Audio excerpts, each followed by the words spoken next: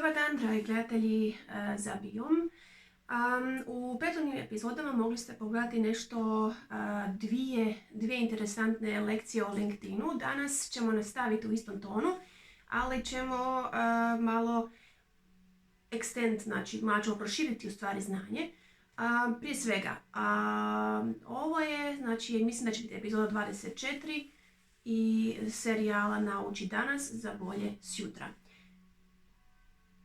Moje ime je Marijan Makraj i vlasnica sam Tralangije, obrta prvenstveno za prevođenje, ali to nije sve što radim. Radim i copywriting, budući da je jezik materija s kojom svakodnevno radim.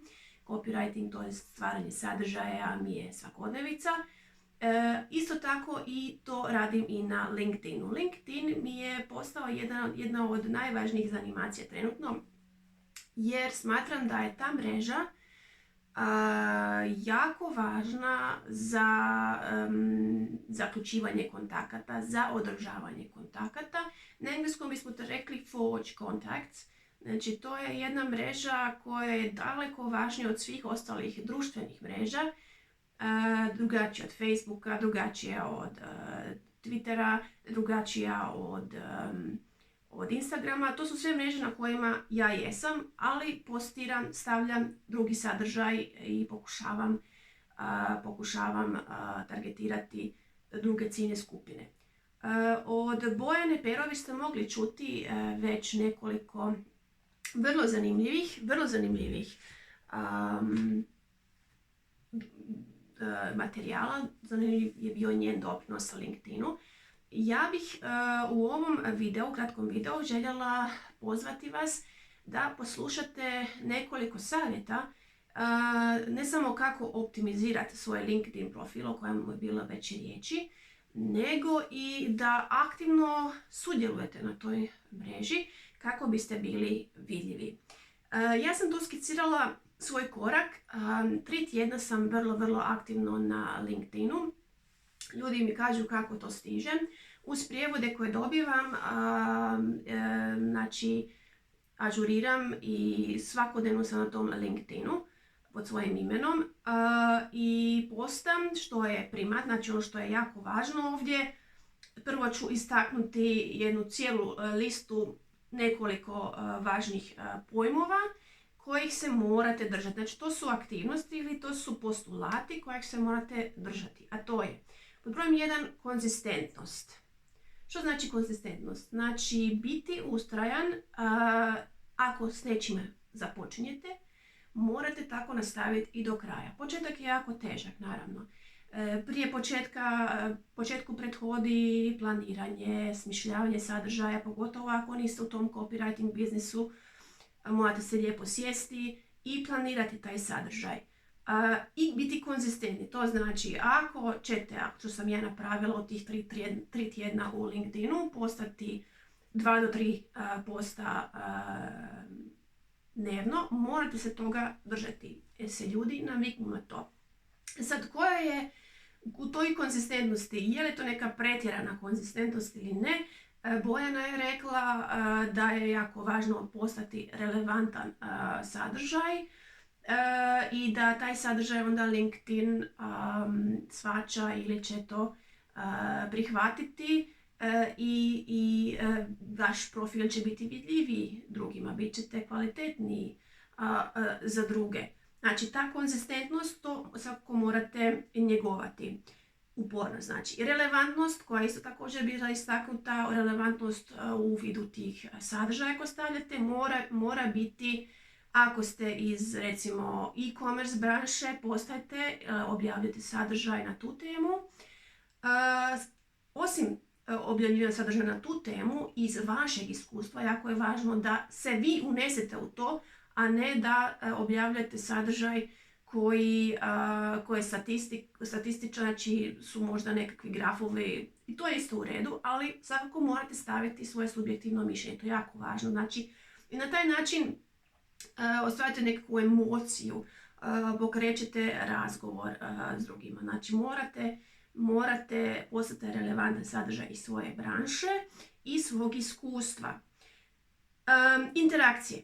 Interakcije su užasno važne, znači kako možemo postići tu interakciju? To je bilo rečeno, znači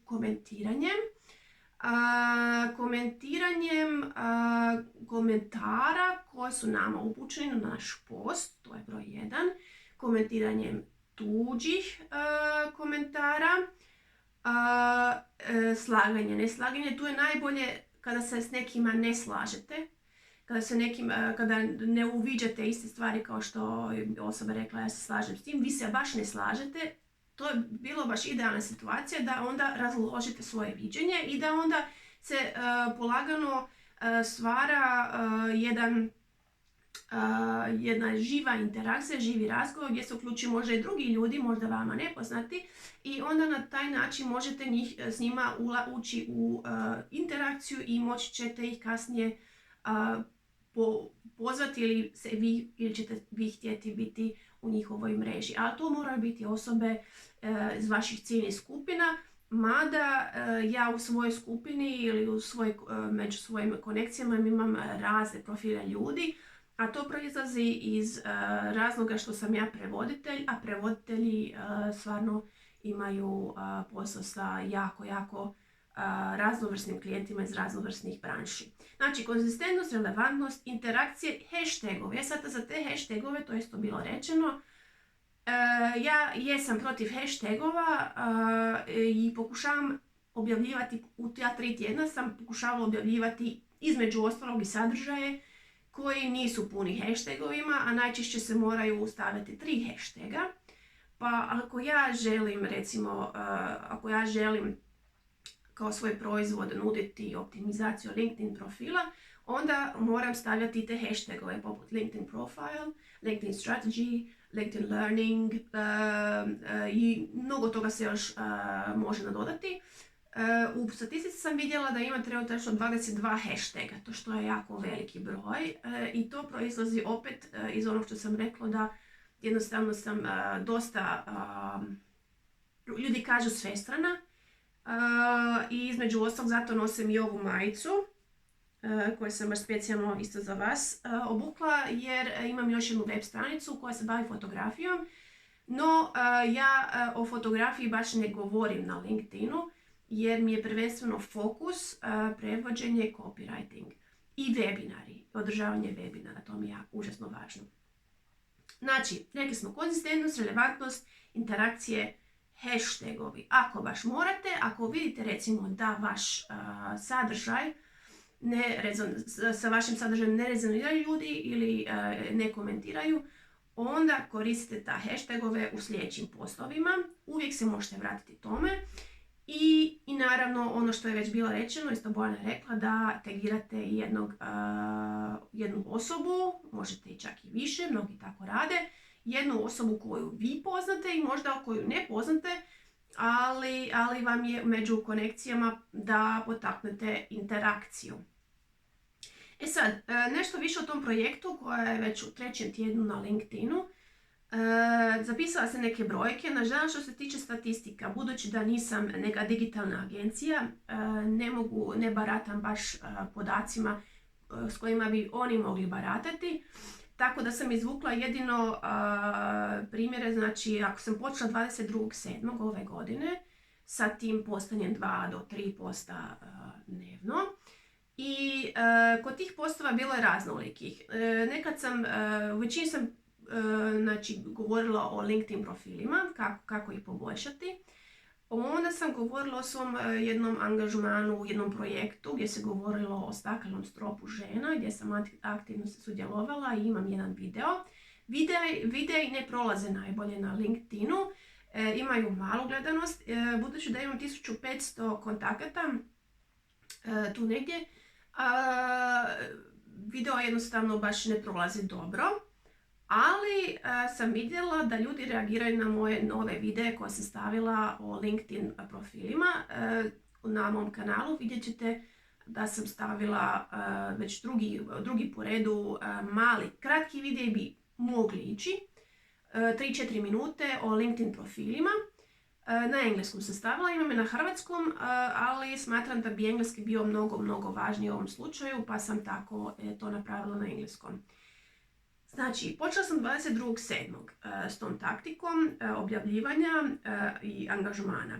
Izuzev jednog dana, treba se to svakako zapisati, to je moja greška, izuzev jednog dana, jednog vikenda, nedelje, kada sam samo reagirala, barem 12, ja mislim da sam komentara dnevno stavila. Nisam ništa objavljivala kao sadržaj, nego sam samo komentirala. I to je isto način na koji vi možete pristupiti širenju vaše mreže. Pa moja sugestija je da probate u tih 5 radnih dana, kada najčešće možete doći do ljudi, radnih dana, da stavljate 2 dana samo reagirate, a 3 dana i komentari i objave. Pa zapisujte. Ono što ću vam reći, znači od 22.7. kada sam imala 445 pogleda, naravno to nisu tako velike brojke, ali moje konekcije, ja imam samo 1500 konekcija, 445 ljudi je gledalo na taj dan. U tom tjednu 445, u stvari sveukupno sam imala pogleda na svoj profil. I u trećem tjednu, sad smo u tom trećem tjednu, ovdje u 8. mjesecu 12.8. do 12.8. sveukupno sam imala 653 pogleda. To bi značilo da svaka druga osoba s kojom sam se povezala je pogledala moj profil i na taj način je potvrdila i konekciju ili ti vezu. Što znači da unutar 3 tjedna razlika je bila negdje 210 pogleda, tjedno 70 novih i pogleda, a kontakata ja mislim da je bilo čak i više, trenutno imam 1500, a mislim da sam počela negdje trebala sam zapisati da sam imala negdje 1200 konekcija, znači u 3 tjedna 300 ljudi, što je, ja mislim da je to jako dobar rezultat. Kako to postići? I time ćemo, ja mislim, završiti. Znači, napišite post, kao što sam rekla, i držite se ritma. Ako ćete objavljivati, mislim, ne morate svaki put striktno se držati vremenskog okvira, neka to bude 2-3 posta dnevno, ali držite se toga, napišite post. Prođite, broj 2, znači prođite postovima svojih trenutnih konekcija ili veza i dajte komentar. I onda možete spomenuti jednu osobu koja se možda tiče taj post. Na taj način doprinosite tome da osoba koju vi spomenete u tom komentaru vidi taj komentar i onaj prethodni koji se nje tiče i vi u stvari postajete vrlo, kako bi rekli na engleskom, helpful, uslužan i osoba koja pomaže svojoj mreži da dođe do sadržaja koja nije njena nego i od drugih ljudi, a i njih isto međusobno povezujete. Stisnite follow ili connect ako netko nepoznat, to sam zapisala, ako netko nepoznat komentira vaš post, stisnite taj connect. Ako je osoba naravno u vašoj ciljnoj skupini, razmotrite tu mogućnost. Ako je u ciljnoj skupini, onda stisnite follow ili connect. Follow je kod nekih odmah prva mogućnost, a connect onda morate prvo ići na njihov profil da biste pronašli taj connect, stisnuli i tek onda će osoba ili prihvatiti ili odbiti vaš zahtjev. Smisleni komentari. Komentirate smisleno video mislim, jer kod nekih video uspijeva.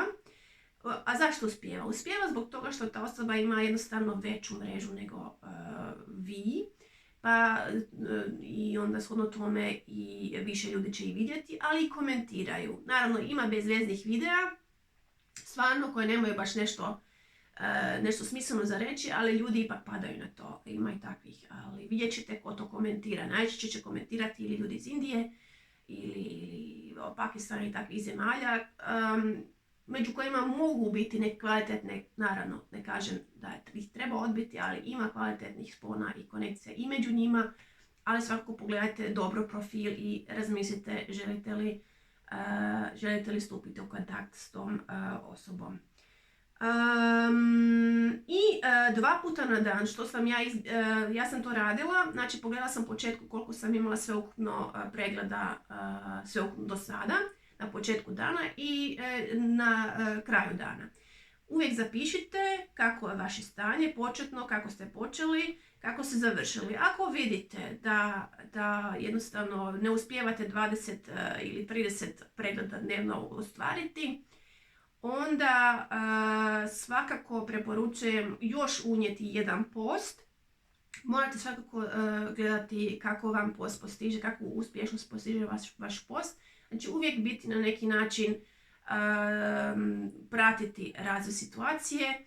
Što bi mogla, rekli bi, ako poslate 2-3 puta dnevno, onda u svakih 5 ili 6 sati poslate sljedeći sadržaj. Ali ako vas nešto potakne na reakciju ili komentar, jer gledate ostale postove, zašto ne? Odmah onda napišite taj post kao komentar, neki opširni komentar, tagirajte tu osobu od koje ste pročitali post i interakcija će se sigurno razviti. Znači, uvijek pratite razvoj uspješnosti svojih postova.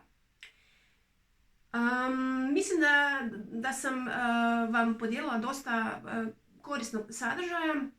Ako imate kakvih pitanja, slobodno ispod možete komentirati ili mi poslati mail, se sad tu ne vidi točno, ali će u opisu videa biti linkovi na moj YouTube kanal gdje stvarno možete vidjeti svašta, ali i sve su kategorizirani videa. Imate recimo business-wise videa s putovanja, videa sa lekcijama za engleski, tako da možete izabrati što za svoju potrebu.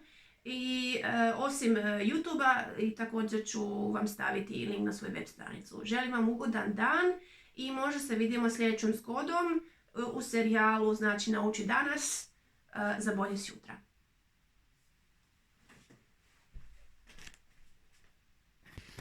Uči.